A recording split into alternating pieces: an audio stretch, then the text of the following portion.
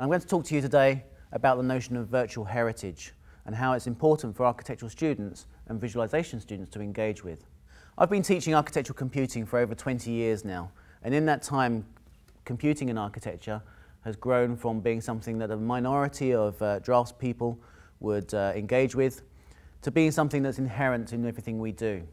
The continual advance of digital technologies and software programs has enabled architects and designers to design ever more complex buildings, communicating them in ever more realistic ways.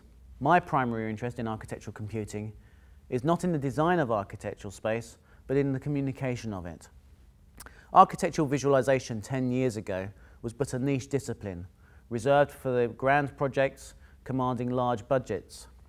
Today it is an industry, an expanding profession hungry for skilled recruits, equipped of course with the necessary digital skills, but also with an eye for composition, the aesthetic and the dynamic.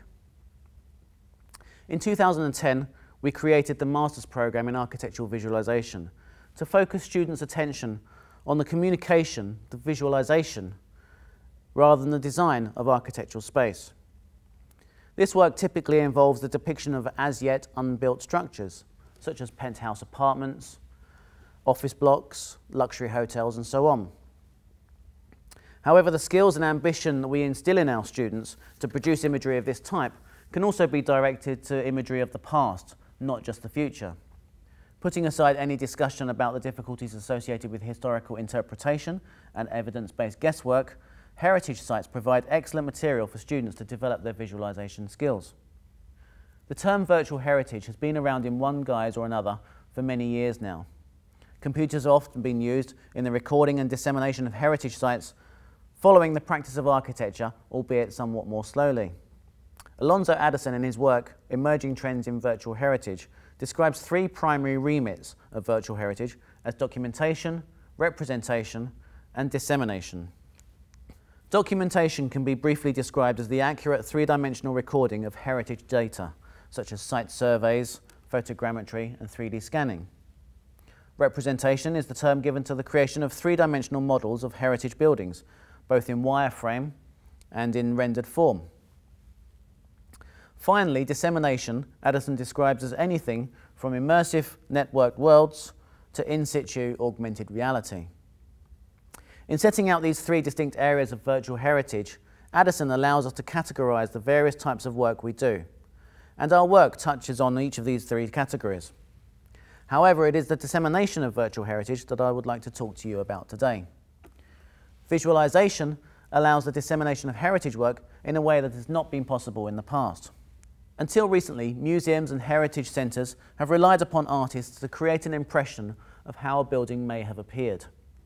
This said, the increased levels of realism that can now be achieved through computing present other difficulties for historians and archaeologists. Through the Master's Programme in Architectural Visualization, we introduced the concept of virtual heritage, pointing out that the field provides an additional source of employment following graduation, as well as the typical architectural visualization paths. We start this work through simple modelling and rendering exercises, tasking students to create high-quality static images of current as well as past buildings.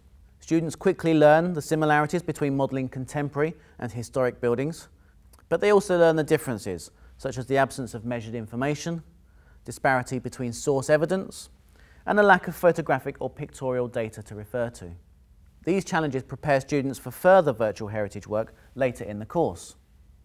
The games industry, until recently, has had little to do with the field of architecture. Apart from a few interactions with games such as SimCity and more recently Minecraft, the two industries have developed and advanced, travelling along their own separate paths. However, the technologies used in both fields are now beginning to come together, and architects are realising the potential for games technologies to be used in the communication of architectural space. Of course, recent developments in virtual reality is driving this forward. The opportunity to immerse clients in buildings that they are financing is incredible. In 2012, Epic Games released the fourth version of their games engine, Unreal. This proved to be a game changer, no pun intended, in both the games industry and in architectural visualization. The games engine, like its predecessors, provides a platform for developers and programmers to create levels and arenas for video games. With the release of Unreal Engine 4, Epic Games realised the potential for this software to be used in applications other than just games. The increased quality of textures and lighting brought the possibility of real-time visualization to the forefront of architectural work.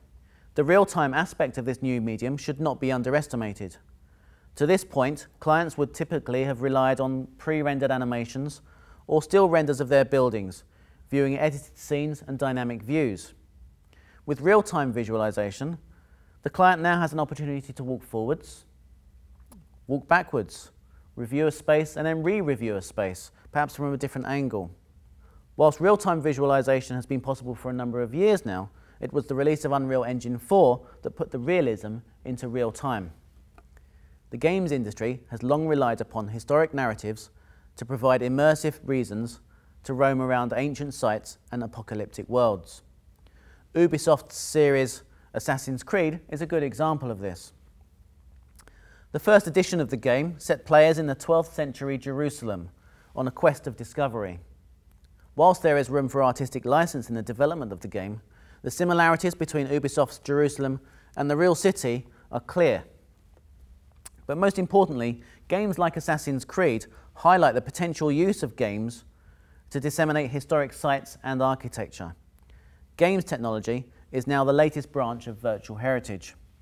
The Architectural Visualization course develops this theme, with students using games technologies to recreate historic sites, building on the heritage work they have already done.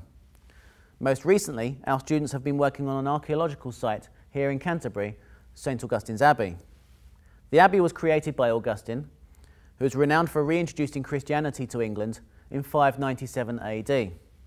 The abbey and monastery, whilst regularly updated and extended, stood on the site for almost 1,000 years until 1538, when the abbey and monastery fell victim to the Reformation of King Henry VIII.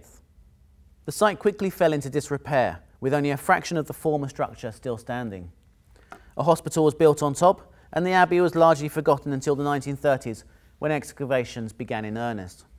The site is now managed by English Heritage, and it is with this organisation that we are collaborating on this project. Currently, visitors are welcome to the site through a small museum containing displays detailing the story and history of the abbey and monastery. Whilst the museum is full of information and contains various artefacts and pieces of masonry beautifully displayed to help illustrate the former building, it is still difficult to visualise the abbey and surrounding buildings properly without the benefit of a vivid imagination. Working in close collaboration with English Heritage, our students have been modelling the abbey as it would have looked in 1538, just prior to the site being closed. The students have experienced the challenges of working on a heritage site of this kind, with much of the information given to them based on other examples and archaeological information. Our colleagues at English Heritage have also been transported along with us on this voyage of discovery. The reconstruction of the abbey, albeit in a virtual environment, has shown that assumptions made about the abbey heretofore may be inaccurate. This work shows that through the modelling phase of this project, students are engaging with the representation category of virtual heritage, and that this is enabling experts to re-evaluate the data that currently exists. Indeed, this project touches on all three of Addison's virtual heritage categories.